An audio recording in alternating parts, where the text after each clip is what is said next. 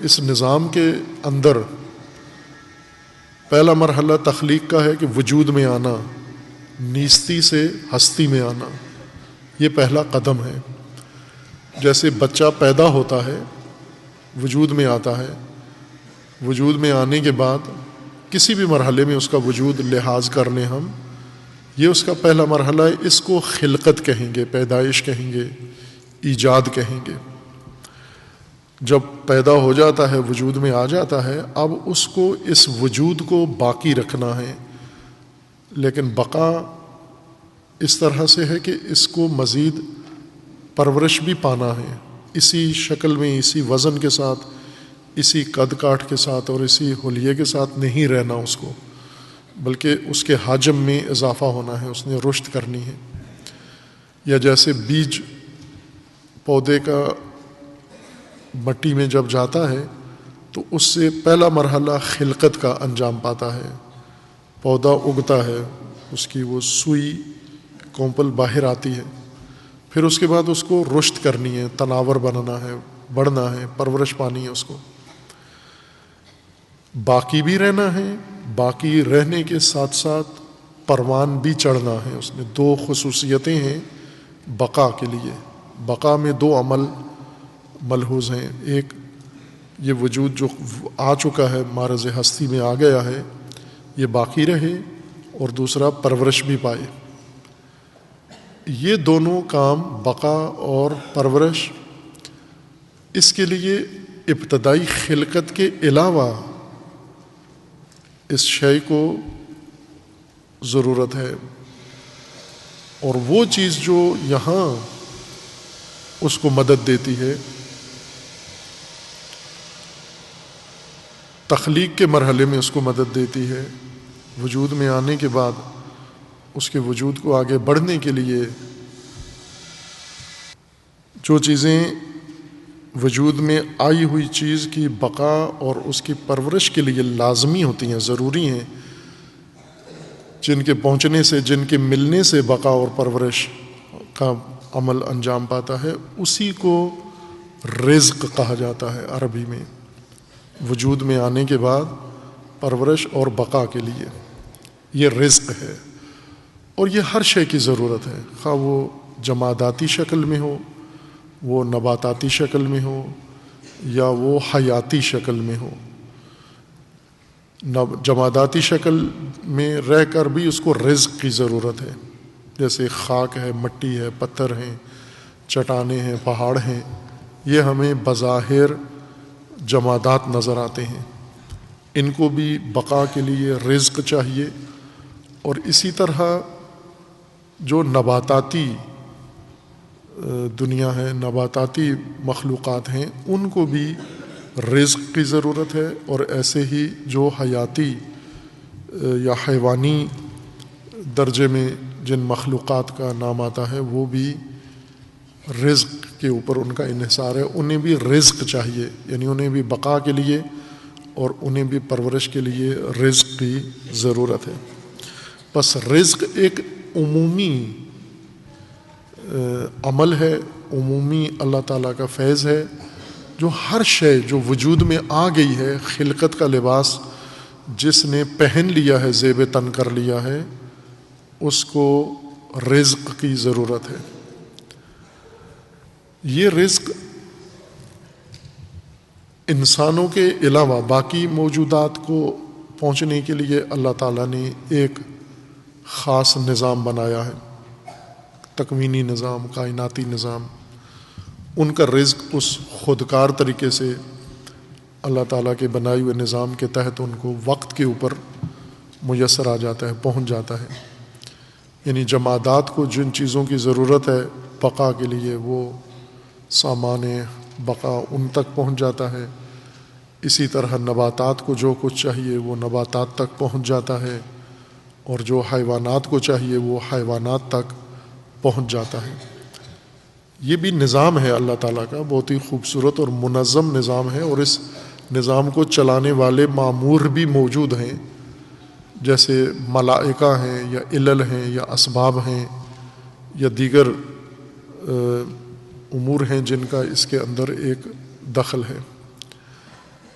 انسان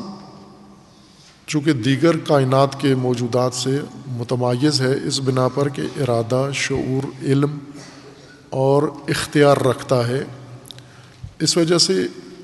اس کے لیے بھی خداوند تبارک و تعالیٰ نے وہی ضروری چیزیں مقرر کی ہیں اور نظام بنایا ہے، لیکن ان اشیاء کے پہنچنے میں، بننے میں، خلقت میں اور ان کی تقسیم میں، ان کی پیداوار میں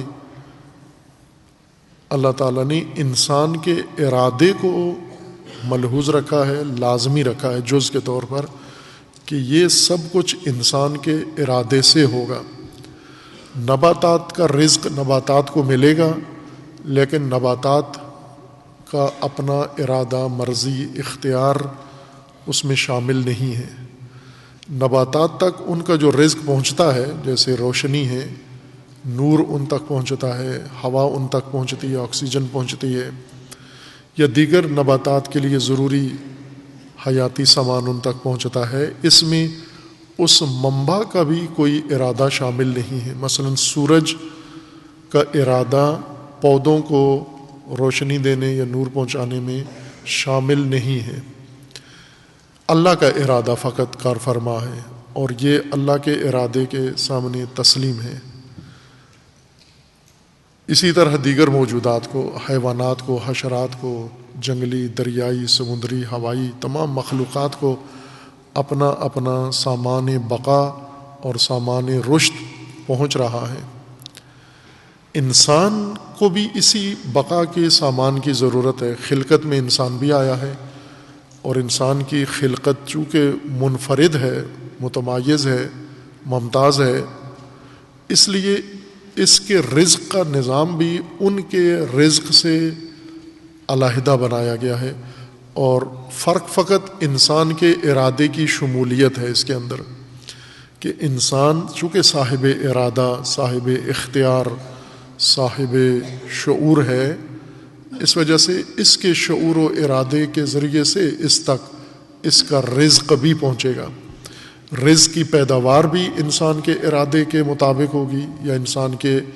ارادے کی شمولیت سے ہوگی۔ اصل اللہ ہی نے رزق دینا ہے، لیکن انسانی رزق ہے، اس وجہ سے مشروط ہے انسانی ارادے اور انسانی نیت کے ساتھ اور انسانی شعور کے ساتھ۔ رزق انسان کیسے وجود میں آئے گا؟ بہت سارا رزق انسان کے تکوینی نظام سے متعلق ہے، یعنی مشترکہ رزق ہے۔ وہ رزق جو تمام مخلوقات کو اللہ کے ارادے سے تکوینی طور پر پہنچتا ہے، اس میں انسانی ارادہ شامل نہیں ہے۔ وہ دیگر موجودات کی طرح انسان اس رزق کے تکوینی نظام میں انسان بھی مرزوق ہے۔ ایک اور علیحدہ رزق ہے جو انسان کے اپنے عمل سے مشروط قرار دیا گیا ہے، اور یہی رزق انسان کو غیر انسان سے جدا کرتا ہے۔ وہ رزق یعنی وہ سامان بقا اور سامان ضرورت اور سامان رشد یا سامان نشو و نما جو انسان دریافت کرتا ہے اور اس میں انسانی ارادہ شامل نہیں ہے، اس رزق میں انسان اور غیر انسان دونوں یکساں ہیں۔ جیسے آکسیجن ہے، یہ مشترکہ رزق ہے جانداروں کا، یا روشنی ہے، یہ مشترکہ رزق ہے، آکسیجن مشترکہ رزق ہے، اور بہت ساری چیزیں قابل شمار نہیں ہیں۔ اتنا رزق اللہ تعالیٰ نے انسان کے لیے لطیف، باریک اور دقیق بنایا ہے کہ انسان اس کا محاسبہ نہیں کر سکتا۔ یہ رزق تکوینی نظام کے تحت انسان تک پہنچ رہا ہے، اور یہ رزق پا کر انسان دوسرے موجودات سے جدا نہیں ہوتا۔ یہ رزق پا کر اگر انسان اپنی زندگی اور اپنا وجود باقی رکھے تو دیگر موجودات کی طرح ہی شمار ہوگا، یعنی نباتات کی طرح ہوگا، حیوانات کی طرح ہوگا، یا جمادات کے زمرے میں انسان کا شمار ہوگا۔ انسان جہاں پر دیگر موجودات سے ممتاز ہوتا ہے، وہ رزق کی دوسری قسم ہے، ممتاز قسم ہے، جو حیوانات کے لیے نہیں ہے، آکسیجن اور روشنی اور لائٹ کے علاوہ رزق ہے جو انسان کو درکار ہے اور انسان کے وجود کے متناسب ہے، اس کے تناسب کے ساتھ ہے، یعنی جیسا انسان کا وجود ہے ویسا ہی اس کے رزق کی اور انسان کی آپس میں مماثلت ہے۔ غذا اور مغتذی انسان، ان میں آپس میں ایک تناسخ پایا جاتا ہے، آپس میں سنخیت پائی جاتی ہے، ان میں مسانخت ہے ان میں آپس میں۔ اس رزق میں انسان کا ارادہ ملحوظ کیا گیا ہے، لحاظ کیا گیا ہے، شامل کیا گیا ہے، یعنی اس رزق کی پیدائش میں بھی انسان کا عمل، انسان کا ارادہ، انسان کی مہارت، انسان کی کوشش اور انسان کی جہد شامل ہے۔ اس رزق کی تقسیم میں بھی انسانی ارادہ شامل ہے۔ اس رزق کو اللہ تعالیٰ نے چونکہ انسانوں کے ساتھ مخصوص قرار دیا ہے، دیگر موجودات اس میں شامل نہیں ہیں، لہٰذا انسانی ارادہ اختیار کے ساتھ اس کو مشروط کر کے جوڑ دیا گیا ہے۔ اس وجہ سے یہ دونوں مرحلے، ایک اس رزق کا حصول، اس رزق کی پیدائش، اس رزق کی پرورش، اور دوسرا اس رزق کی تقسیم، مرزوق تک اس کا بروقت پہنچنا، اس رزق کا، یہ انسان کے ساتھ مختص، انسان کے ارادے کے ساتھ مختص کر دیا گیا ہے۔ انفاق، رزق کی تقسیم کا نظام اللہ تعالیٰ نے بنایا ہے انسان کے ہاتھوں، انسان کا رزق انسان کے ہاتھوں پیدا ہو اور انسان کا رزق انسان کے ہاتھوں تقسیم ہو، یعنی انسانی ہے چونکہ، اس لیے انسانی رزق انسانی عامل کے ذریعے سے ہی پیدا بھی ہو اور تقسیم بھی ہو۔ دیگر موجودات مثلا حیوانات کا رزق حیوانات کے ذریعے پیدا نہیں ہوتا، حیوانات کا رزق کسی اور نظام کے تحت پیدا ہوتا ہے، حیوانات فقط اسے تناول کرتے ہیں۔ نباتات کا رزق خود نباتات پیدا نہیں کرتے، نباتات کا رزق دیگر موجودات کرتے ہیں، جو اللہ تعالیٰ نے اس نظام میں علل و سبب قرار دیے ہیں، جن کو سببیت دی ہے، انہوں نے یہ رزق تولید کرنا ہے۔ انسان کا رزق انسان نے خود اپنے ہاتھوں سے بنانا ہے، انسانی عمل سے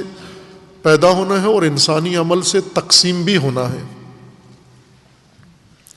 اس لیے پہلا مرحلہ تولید کا ہے، پیداوار کا، کہ اسے کہا تھا ہم نے ابھی مفروض جانا ہوا ہے۔ یہ رزق اللہ ہی نے انسان کو دینا ہے، لیکن انسانی شراکت سے، انسانی عمل سے، انسانی محنت سے، انسانی کوشش سے، انسانی ارادے سے، انسانی شعور سے، انسانی مہارت کے ذریعے سے اللہ نے یہ رزق انسانوں تک پہنچانا ہے۔ اور یہ رزق جب پیدا ہو جاتا ہے، پھر اس رزق کی تقسیم کا وقت آ جاتا ہے کہ اسے ضرورت مندوں تک، یعنی جن کا یہ رزق ہے، جن کی زندگی کا بقا کا دار و مدار اس کے اوپر ہے، ان تک اس کو بر وقت پہنچانا۔ رزق کی تعریف میں بر وقت حصول شرط ہے، اگر بر وقت نہ ہو، یعنی وقت حاجت، وقت ضرورت، وقت نیاز، جب اس کی ضرورت ہے اس شے کو بقا کے لیے، اسی وقت اگر یہ پہنچے تو رزق شمار ہوگا، اگر اس کے بعد پہنچے تو یہ رزق شمار نہیں ہوگا، اس کا نام اور ہے، دیگر کوئی نام ہے اس کا۔ بس اس وجہ سے خداوند تبارک و تعالیٰ نے انسانی نظام، انسانی ہدایت، انسانی معاشرت اور انسانی رشد اور انسانی پرورش کے نظام میں انفاق کو نظام کا ایک بنیادی رکن قرار دیا ہے۔ تولید رزق کے بعد انفاق رزق ہے۔ انفاق کا موضوع رزق اس لیے رکھا ہے وَمِمَّا رَزَقْنَاهُمْ يُنْفِقُونَ۔ انفاق نفق راستے ہیں، انفاق ان راہوں میں یہ رزق پہنچا دینا ہے۔ مما رزقنا، جو تم نے رزق لیا ہے، اس کو انفاق کرو، یعنی اس کو اس معین راستے میں ڈال دو، اس نفق کے اندر ڈال دو، وہ نفق اس رزق کو ضرورت مندوں تک بر وقت پہنچا دے گا۔ اگر آپ نے بر وقت نفق میں ڈال دیا تو انفاق کر دیا ہے، اگر آپ نے بر وقت یہ کام نہیں کیا تو آپ تک وہ ضرورت کی چیز نہیں پہنچے گی۔